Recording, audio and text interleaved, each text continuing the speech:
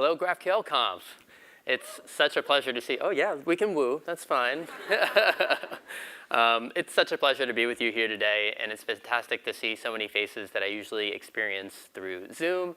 So thank you all for sharing this experience with me today. I know it's been a really special week so far, and a lot of special moments to come.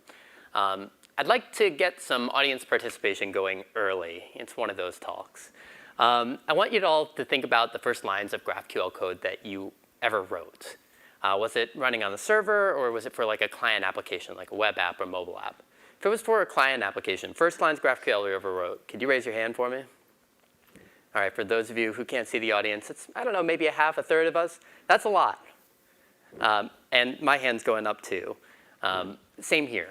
My experience with GraphQL started about 6 years ago. I found a tutorial online, and within a few minutes, I had Apollo client up and running. I was making my first API calls to, I think it was, and my memory is a bit hazy, but I think it was Swappy, the Star Wars API. I see some nods in the room, some Swappy stands here. Me too. Swappy forever. And it was awesome. At that time, in that moment, I saw the future, and I liked what I saw. I'm willing to bet that those of you who raised your hands have a story like that too yourselves.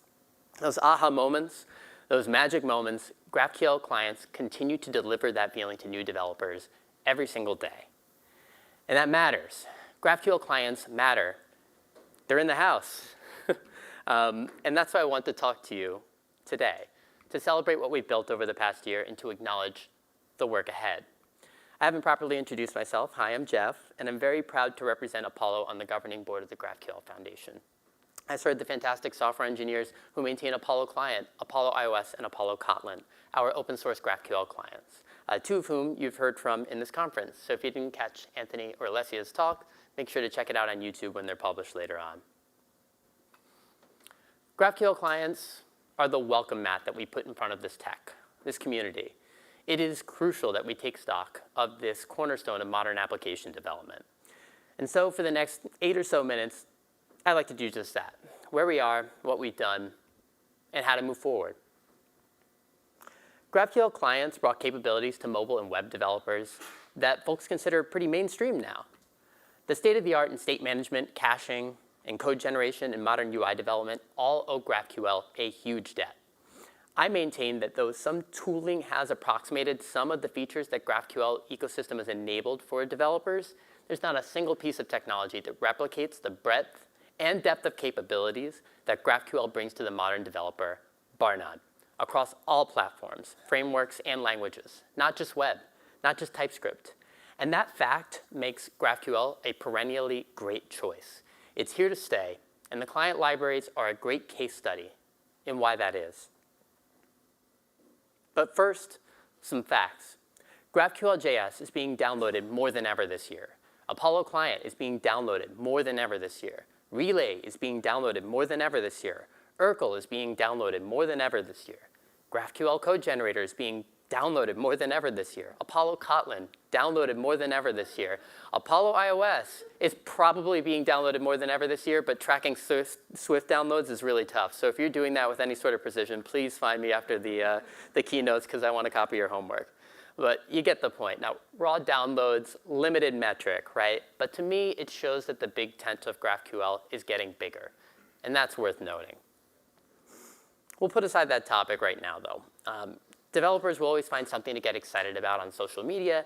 There's a new factor driving GraphQL adoption. You heard Matt speak earlier about how the world's biggest enterprise platforms are using GraphQL. The folks making those decisions might not be thinking about the developer ergonomics of GraphQL client libraries from the get-go. In fact, they might not even be thinking about GraphQL client libraries much at all. But when they do get around to getting their graphs into production, they find out something delightful. GraphQL clients improve the overall health of their platform. The full-stack type safety prevents countless bugs from getting into production. And the client-side caching that many clients are capable of means that they are a significant demand control tool.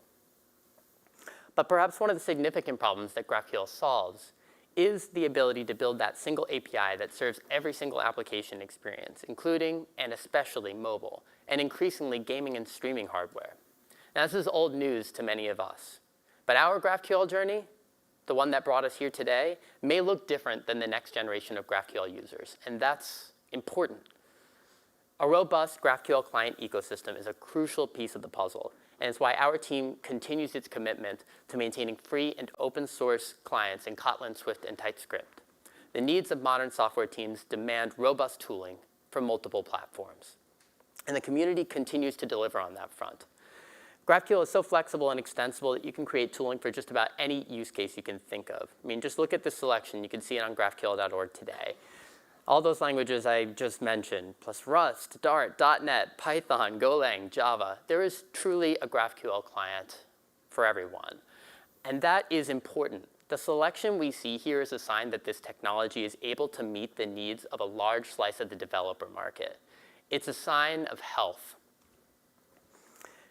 Every client library also, what I like about it so much, about this ecosystem so much, is that every client library can strike this particular balance. Yes, they exist as part of this GraphQL ecosystem, but they're also firmly rooted in the platforms and languages and frameworks that they're serving. And they also have a particular set of goals for the project set forth by the maintainers in the community. Many have common elements as a result, but also none are exactly the same. There are minimalist clients that prioritize simplicity and raw speed. There are feature-rich clients that put robust capabilities into the hands of product engineers. There are clients maintained full-time by engineers employed at a company like Apollo or Meta. There are clients maintained by indie developers as a passion project or as part of a consulting practice. This is an integral part of why GraphQL is such a great bet for modern software teams, and large enterprises in particular, but also small startups. They want to know that the tech that they're picking is going to be around and vital 5, 10, 50 years into the future. This is bigger than any one company, any one developer's passion project. It's about connecting end users to the data that powers their apps. GraphQL gives people the ability to do that in a principled way. It's meeting developers where they are, not shoehorning them into a specific framework or a specific language. Now, choice is great, but that's just one piece of the puzzle. The reason why GraphQL client adoption continues to go up and to the right can also be attributed to the fact that maintainers are staying close to the languages, frameworks, and platforms that they're building for. Nowhere was that more evident this year than in the React world. The mainstream adoption of suspense for data fetching, for example. Users of Apollo Client, Relay, and Urkel all had the right tools in hand to leverage this pattern right away when it went into GA. When React Server components became the hot topic, folks were quick to note that the Relay paradigm was highly compatible with this approach. I'm also incredibly proud of the work that Lens did to bring support for RSC into Apollo Client users' hands very early. As testing practices continue to coalesce in the community with the rise of mock service worker, Apollo is also proud to be able to introduce a client-agnostic, schema-driven testing library called GraphQL Testing Library that you heard about earlier from Alessia in this conference program. When Kotlin 2 was released a few months ago, it did so with a collaboration from the Apollo Kotlin team.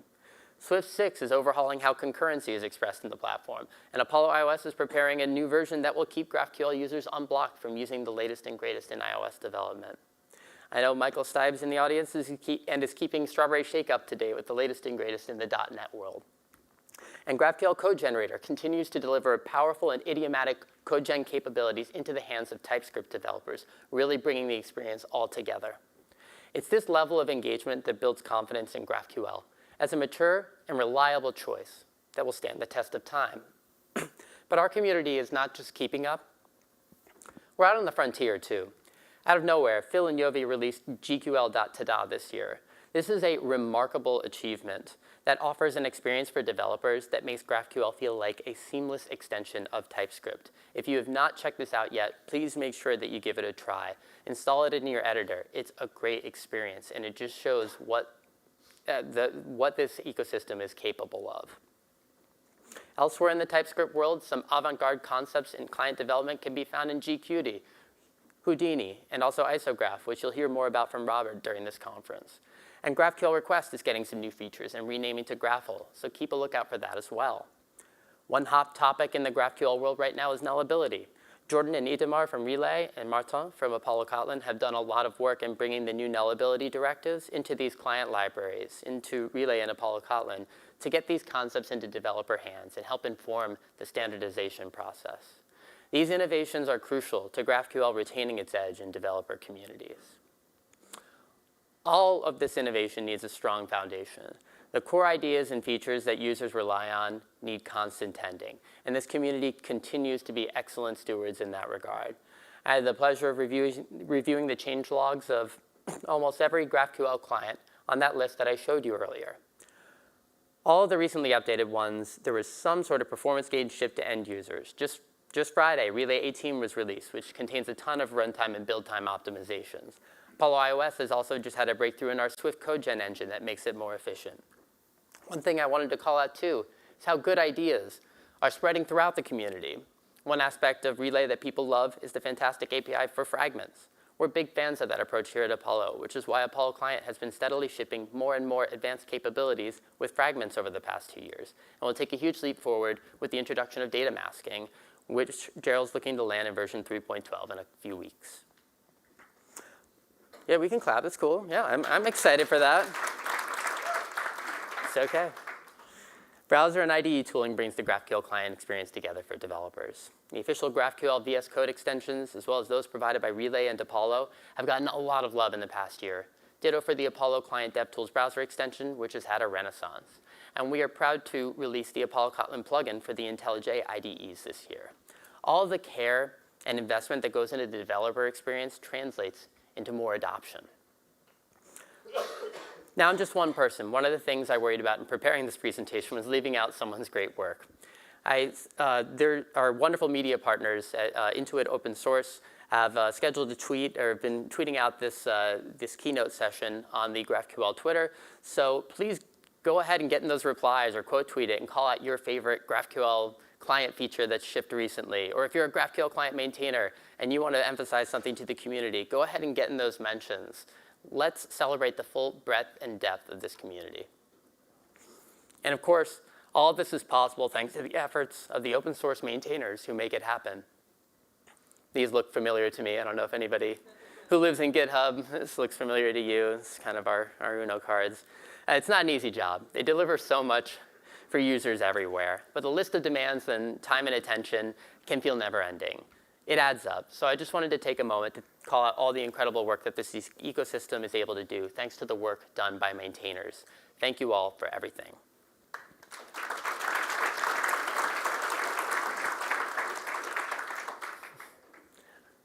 All right, so here's the part where I talk about the work we have to do as a community, users and maintainers both. GraphQL client users, I'd like to talk to you first, maybe those folks who raised their hands. Take a fresh look at the client library you're using.